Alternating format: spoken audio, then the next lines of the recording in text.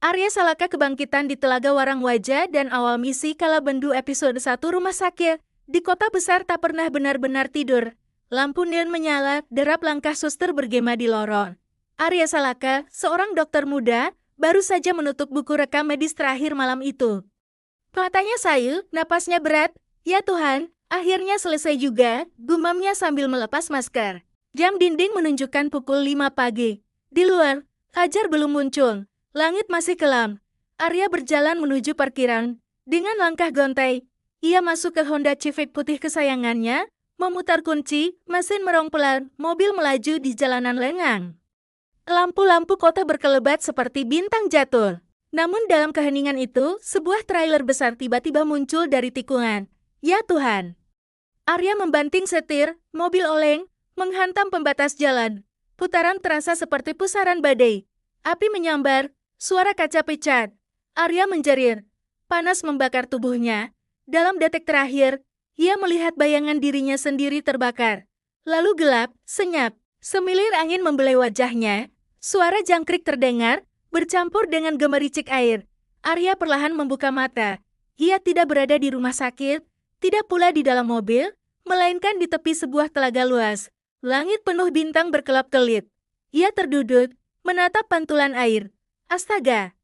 Pantulan wajah itu bukan dirinya yang biasa. Lebih muda, lebih gagah. Berpakaian tradisional Jawa kuno, jarit hitam, ikat pinggang kail. Apa ini mimpi? Arya mencubit lengannya, sakit, nyata. Tiba-tiba air telaga bergemuruh. Seekor naga hijau raksasa muncul, sisiknya berkilau, mahkotanya berkilat batu kumala. Aroma harum cendana menyebar. Kamu sudah sadar, Arya? Suara berat bergema. Arya terbelalak. Apa kau? Aku Warangwaja, penguasa telaga ini. Jangan takut. Kau dipilih untuk sebuah misi besar. Warangwaja menatap tajam, matanya seperti menembus jiwa. Ketahuilah, Arya, saat tubuhmu terbakar di dunia asalmu, aku memanggil jiwamu. Aku membawamu ke masa akhir Pajang, di hutan Mentau. Di Cikal Bakal Mataram. Arya gemetar. Aku mati. Dan sekarang, aku hidup lagi di sini. Benar, dan takdirmu adalah melawan muridku yang sesat, Kalabendu. Ia mencuri mustika, menyebarkan kegelapan, bahkan menembus ruang dan waktu. Hanya kau yang bisa menghentikannya. Arya menggelang. Kenapa aku? Aku hanya dokter, bukan ksatria. Sang naga mengeluarkan sebuah kitab dari mulutnya. Sampulnya berasap, lembarannya bercahaya. Ini kitab naga Kraskendo. Di dalamnya ada ilmu untukmu, meringankan tubuh, agar kau bisa berlari di atas air dan melayang di pepohonan. Naga Olak-alik, jurus elakan berpindah secepat kilat. Dan Naga Bawono, pukulan pamungkas dengan cahaya hijau. Ingat, gunakan hanya jika terpaksa, karena mematikan. Arya memegang kitab itu dengan tangan bergetar. Ini.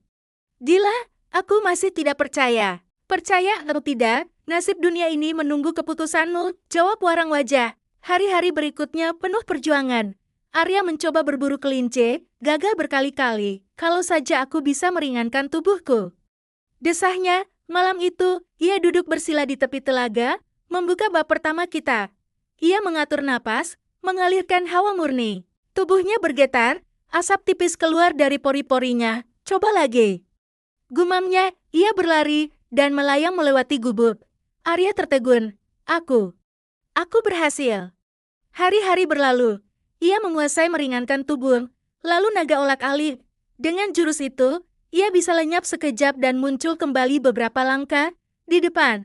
Namun setiap kali membaca bab terakhir, Naga Bawono, ia selalu ragu, terlalu berbahaya. Kata-kata Warangwaja terus terngiang, gunakan hanya jika keadaan memaksa. Suatu sore, Arya berjalan di perbukitan.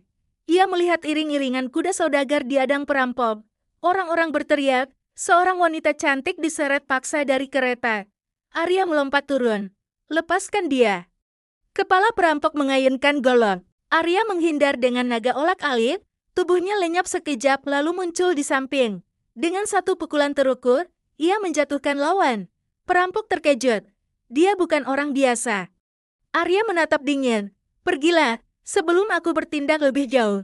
Melihat pemimpin mereka tumbang, para perampok mundur. Orang-orang saudagar bersujud berterima kasih. Kami berhutang nyawa padamu, pendekar. Arya menggeleng. Untuk apa aku belajar ilmu, Kalau bukan untuk menolong sesama, matanya bertemu dengan tatapan wanita yang diselamatkannya. Yati, sesaat hening, wajah mereka memerah. Arya buru-buru menunduk, sementara Yati tersenyum samar. Malam tiba. Pewarang wajah kembali muncul dari dalam telaga. Bagus, Aryan, kau sudah siap. Sang naga menghadiahkan pakaian abadi yang tak akan rusak, dan buli-buli air penyambur. Pergilah, cari Nyi Walang Sungsang, dan bawa Kalabendu kepadaku, hidup atau mati. Arya menunduk hormat. Baik, Ki Guru, doakan aku kuat menanggung misi ini. Dengan napas panjang, ia melangkah ke hutan. Langit sore memerah, angin berdesir membawa aroma pepohonan. Di wajahnya ada keraguan, tapi juga tekad baru, misi ini baru saja dimulai. Closing GTA, bagaimana nasib Arya Salaka? Mampukah ia mengalahkan Kalabendu, murid sesat yang menguasai mustika? Dan siapa sebenarnya Nyi Walang Sungsang, ratu siluman ular yang disebut leluhurnya? Jangan lupa like, subscribe, dan share channel Sanggamara 99, supaya kamu tidak ketinggalan kelanjutan kisah epik ini. Sampai jumpa di episode 2.